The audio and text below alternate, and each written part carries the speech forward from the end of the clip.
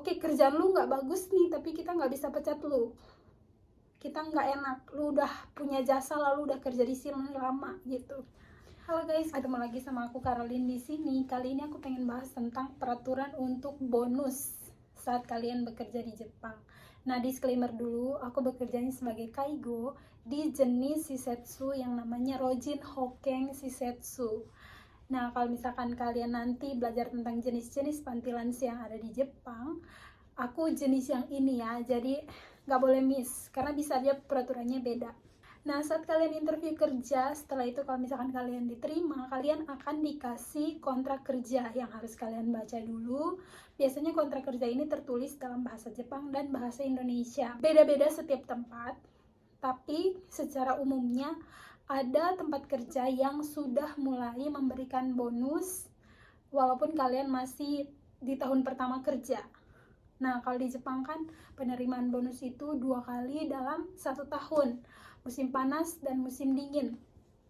Nah, kalau misalkan kalian beruntung dapatnya di shisetsu yang memberikan bonus, bahkan kalian masih bekerja 6 bulan pertama, itu kalian beruntung. Cuman gak semua tempat kerja seperti itu. Ada juga tempat kerja yang start memberikan bonus itu setelah kalian 1 tahun bekerja dulu, baru mulai dikasih bonus. Jadi jangan berkecil hati, karena itu kebijakan setiap tempat berbeda-beda. Nah, di dalam kontrak kerja silahkan kalian baca sendiri, pasti ada tertulis kapan akan mendapatkan bonus. Nah, sekarang tentang besaran bonus ya. Kebanyakan tempat itu besaran bonus adalah 1 kali gaji bulanan kalian, 1 kali besarannya, atau 1,5 kali. Nah, ada juga tempat kerja yang gajinya itu karena di bawah UMR, jadi bonus mereka tuh mungkin 2 kali dari gaji bulanannya, karena kan kecil kan, gaji bulanannya juga kecil kan. Aku pengen bercerita sedikit tentang apa yang terjadi di tempat kerjaku untuk jadi gambaran buat teman-teman gimana caranya tempat kerja kita kasih bonus, apa sih checklist poinnya yang mereka perhatikan. Nah, penerimaan bonus itu kan di pertengahan tahun dan di akhir tahun kan. Nah, kalau misalkan di tempat kerja kami, kalau misalkan masuk kerjanya startnya dari Januari atau Februari, itu masih bisa dapat bonus di bulan Juni-Juli. Tapi kalau masuk kerjanya dari Maret, itu udah nggak dapat lagi untuk setengah tahun pertama itu. Nanti dia dapatnya lagi di Desember. Jadi teman-teman nggak usah berkecil hati kalau misalkan kalian ternyata mulai bekerjanya itu misalkan di Maret, April, Mei, ya jelas kalau kalian nggak dapat berarti masuk akal. Berarti di selanjutnya. Nah, gimana untuk teman-teman yang ternyata nggak punya kesempatan untuk mendapatkan bonus di 1 tahun pertama? Kalau saran aku sih, kalian bisa tanya sama teman kerja kalian. Kalau kalian akrab ya, ingat kalau kalian akrab. Karena entah kenapa bahas tentang duit itu something yang sensitif, jadi harus hati-hati. Jadi kalian bisa nanya, kalau misalkan kerja di sini tuh ada nggak bonusnya? Kalau misalkan pekerja baru, biasanya dapat bonusnya kapan? Itu bisa kok ditanyain kalau kalian udah mulai akrab ya. Nah, berdasarkan informasi yang aku dapat dari beberapa teman-teman, ternyata mereka di 1 tahun pertama itu nggak dapat bonus. Dan itu sad sih. Cuman jangan berkecil hati. Pasti di tahun-tahun selanjutnya akan dapat. Nah, ada satu hal yang menarik yang pengen aku sharingkan ke kalian semua. Jadi di tempat kerja aku itu seperti biasa kita dapat bonus. Nah, setelah dapat bonus ternyata ada orang Jepang yang bonusnya itu nggak sebesar yang dia dapat di musim sebelumnya. Jadi dia bertanya-tanya nih, ini kenapa bonusku kecil? Dan singkat cerita, oh iya aku mau bilang juga, besaran gaji, besaran bonus itu something yang private. Nah, sebenarnya kita itu nggak boleh saling sharing tentang berapa bonus, berapa gaji. Itu nggak boleh, sesuai peraturannya. Cuman ya kadang-kadang kan bisa aja orang mau saling kasih tahu kan.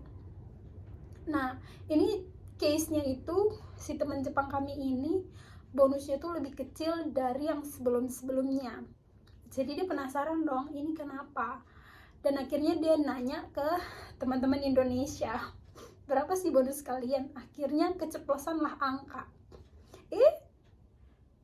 Kenapa punya aku lebih kecil? Question mark dong. Nah, usut punya usut. Sebenarnya ini sesuatu yang private. Cuman aku mau bocorin ke teman-teman untuk jadi bahan pertimbangan, untuk jadi pengetahuan ya buat kalian ya. Jadi beberapa hari kemudian ternyata cerita sebenarnya di balik kenapa bonus teman Jepang ini, dia udah lulus Kaigo Fukushishi, dia udah kerja sekitar 4-5 tahun, dan menurut kami orang ini berhak banget dong dapat bonus lebih dari kami. Aku aja baru 1,5 tahun di Jepang gitu kan. Tapi ternyata guys, perusahaan menilai kinerja teman Jepang ini nggak bagus, sering kasar ke pasien, pokoknya nggak care lah. Dan udah banyak komplain dari pasien yang masuk ke perusahaan. Cuman perusahaan nggak mungkin pecat orang ini. Jadi penaltinya adalah bonusnya dikurangin. Itu penalti. Dan keputusan untuk mengundurkan diri dari pekerjaan itu keputusan orang ini. Jadi gini, oke, kerjaan lu nggak bagus nih, tapi kita nggak bisa pecat lu. Kita nggak enak, lu udah punya jasa, lalu udah kerja di sini lama gitu. Akhirnya penaltinya adalah kita kurangin bonus lu ya musim ini. Kalau lu kinerjanya meningkat, nanti bonus musim depannya bisa naik gitu. Tapi ternyata teman kita ini memilih oke, aku mau resign. Jadi itu pilihannya sendiri. Nah, buat teman-teman yang akan ke Jepang, besaran bonus itu di assessmentnya berdasarkan hasil kinerja kita masing-masing. Ini aku baru lihat ya di tempat kerja aku, orang-orang Jepang itu ketika mereka udah nggak satisfied sama sesuatu di tempat kerja, ya mereka cabut gitu, mereka resign. Ya di sekitar sini kan banyak banget kan panti lansia, rumah sakit yang butuh pekerja, jadi mereka bisa cabut kapan aja. Nah case-nya sama kita orang asing, it's not that easy ya kan, untuk pindah, untuk cari tempat kerja baru, untuk segala macam itu nggak segampang itu. Jadi saat kalian mulai bekerja, walaupun nggak ada orang yang nanti akan selalu ngeliatin pekerjaan kalian, integrity itu yang paling penting ya, jujur sama diri sendiri gitu ya. Kerja sebagai perawat lansia itu jujurly capek banget, apalagi kalian ngehandle orang-orang demensia yang semuanya punya habitnya yang aneh-aneh, semuanya itu sangat merangsang emosi. Tapi ingat, nah ini yang menjadi poin yang penting. Aku percaya kita orang Indonesia kan orang-orang yang beragama ya, entah kalian Muslim, entah kalian Kristen atau yang lainnya, kita semua percaya bahwa Tuhan yang di surga itu melihat apapun yang kita kerjain di saat orang-orang gak bisa lihat itu. Amal ibadah kita itu diperhatikan, ya nggak? Jadi itu yang bikin kita, kalau kita udah mulai kasar sama pasien, kita akan ngerasa lagi, aku nggak seharusnya kayak gini, aku nggak bertanggung jawab cuman sama pasien ini atau sama bos, tapi aku bertanggung jawab juga sama Tuhan yang ada di surga.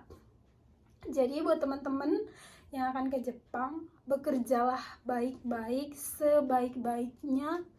Kalau kalian capek dan tergoda untuk marah hari ini, ya udah marah aja, besok jangan dendam itu dibawa terus ke tempat kerja gitu.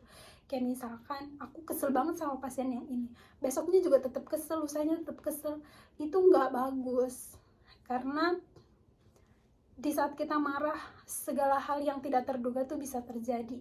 Dan jangan sampai kita jadi bikin kesan, ternyata orang luar tuh nggak bertanggung jawab, nggak punya etos kerja yang bagus, nggak bisa dipercaya, nggak bisa ditinggal, karena kalau ditinggal bisa seenaknya. Jadi kayak gitu guys, semoga bermanfaat ya.